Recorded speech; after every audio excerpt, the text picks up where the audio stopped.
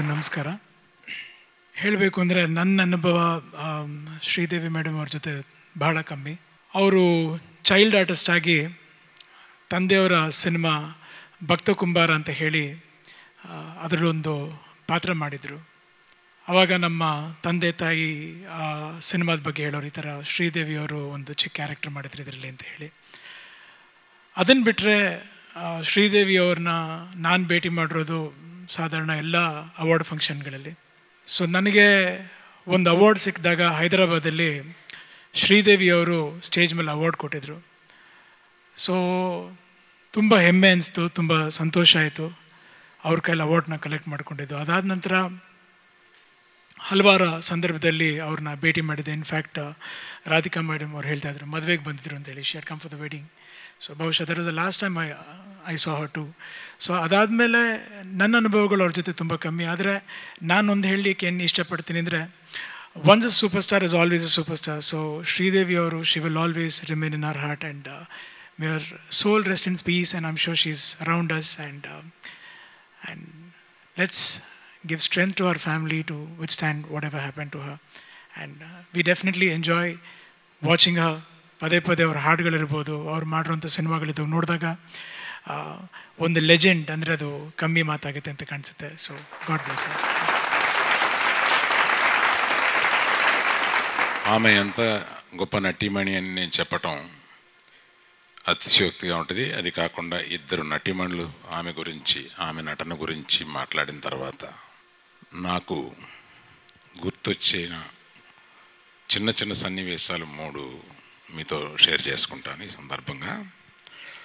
ఒకటి, ఫ్యాన్స్ పరంగా చూస్తే చిరంజీవి గారు ఎప్పుడు డ్యాన్స్ చేసినా, ఇది అందరికీ తెలుసు, చిరంజీవి గారు ఎప్పుడు డ్యాన్స్ చేసినా పక్కన వాళ్ళని మర్చిపోయి చిరంజీవి గారిని చూస్తాం.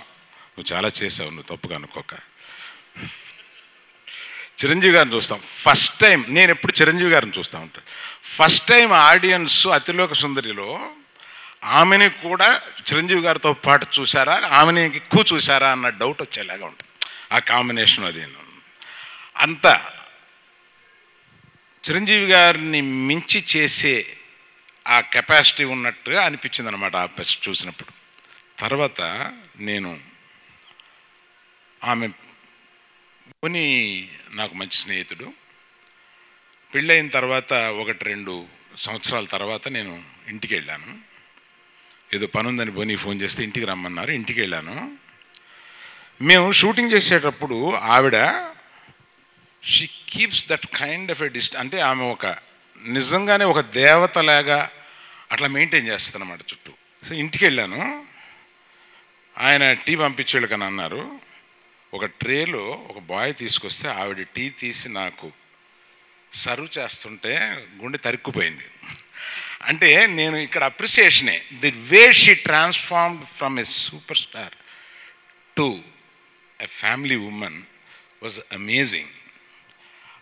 ఇంకొక ఇన్సిడెంట్, ఇక్కడ బోని కపూర్ వస్తాడని అన్నారు, ఇక్కడ రాలేదనుకుంటాను.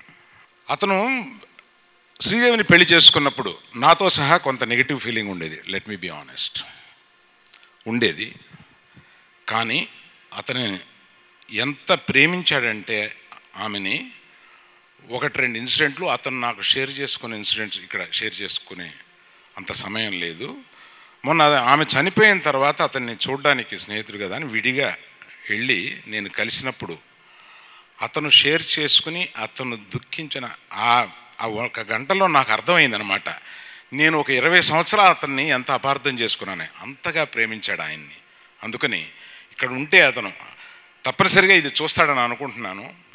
He's such a great husband అని అనిపించింది అనమాట నాకు.